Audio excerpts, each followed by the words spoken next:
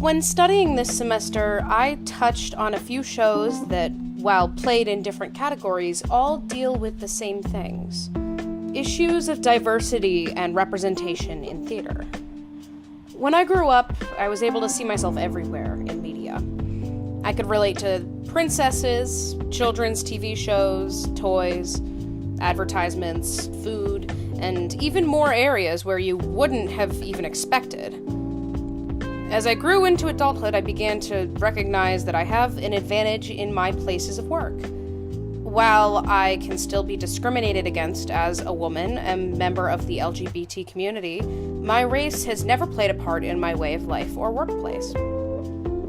A Raisin in the Sun details the struggles of a black family living in Chicago, wrestling with systemic racism in the 50s. This play is an instant classic. It details the specific issues of suburban sprawl, fear of other races, and sexism within certain communities. As the family decides what to do with the huge check they're receiving, we see exactly who they are and why they are making decisions. This is excellent storytelling and character development. Another show that was covered in this course that can be described as revolutionary is Curious Incident of the Dog in the Nighttime. This show provides representation for people who lie on the autism spectrum in a new and curious way. Technology. Much of Curious Incident's script is derived from the novel, keeping words bare and minimal. The real representation does lie in characterization, yes, but also in the tech. Lights and sound are important in this production. Many times, colors and frequency of lights can signify things, such as a calm beach memory, using blue light, representative color of tranquility, and calming incidentals, or an episode, represented by pulsating electronic music and flashing red and white lights, overlaid with loud voices.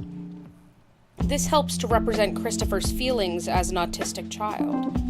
These loud and jarring moments are meant to make the audience feel uncomfortable.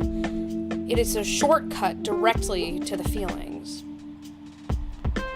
Now, Ragtime is a show that I've become heavily involved with. It details racism at the turn of the century. When analyzing the show, I found there are three leads: Mother, Coalhouse, and Tata. They are all of different races, yet they are tied by their humanity. They all have lost someone. Mother loses father when he goes traveling. Coalhouse loses Sarah to police brutality in the first act, and Tata lost his wife before the time period of the show. Their outlooks are different regarding this.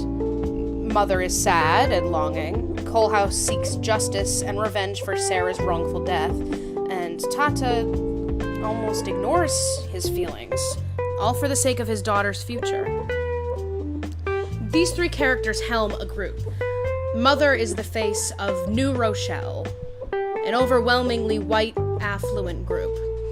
Tata is the face of immigrants coming from areas in Eastern Europe and from all over the world, filtering into Ellis Island. Coalhouse is the face of Harlem, the established black community of New York and the home of ragtime music. This story explores racism delicately, with shocking lyrics in Baseball Game. There's hardly one American name. Yeah, Herzog! It's basketball! Kill it, Polak! It's basketball! Kill the cake! What a game! But also faces it head-on with the controversial use of the N-word. Controversial? In a story? Yes!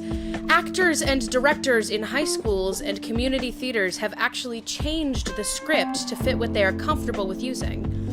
This has created many strange and less impactful productions of ragtime. Not only does this lessen the impact of the powerful story of ragtime, but these script changes are highly illegal and can result in hefty fines against the theater organization. My opinion? If it makes you uncomfortable, good. As actors, we're required to tell stories, and our goal is the same. To not only be storytellers, but activists and politicians. Sometimes we portray the people that we hate for the sake of teaching a lesson. we have to step into the skin of hateful people that others would never touch with a 10-foot pole. If you leave a show I am in and you haven't considered a different viewpoint or changed your mind on an issue, then I have not done my job. If Ragtime's intense scenes of racism have not caused you to feel empathetic embarrassment and disgust, then there is something wrong.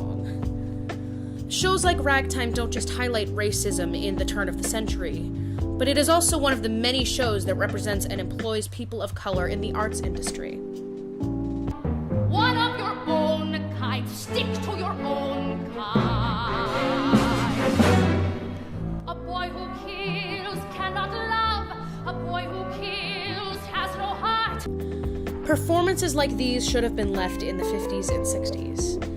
West Side Story, at least the movie version, was produced with many actors and actresses darkening their skin or using brownface to portray characters of Latin American descent.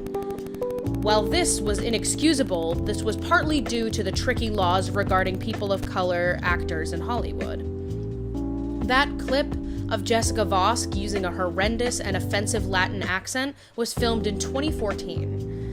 2014 also happened to be the worst year of diversity on Broadway. There was a huge amount of Asian representation on Broadway that year, but it was entirely from The King and I. Thankfully, diversity on Broadway has increased, and awareness of diversity issues has increased even further.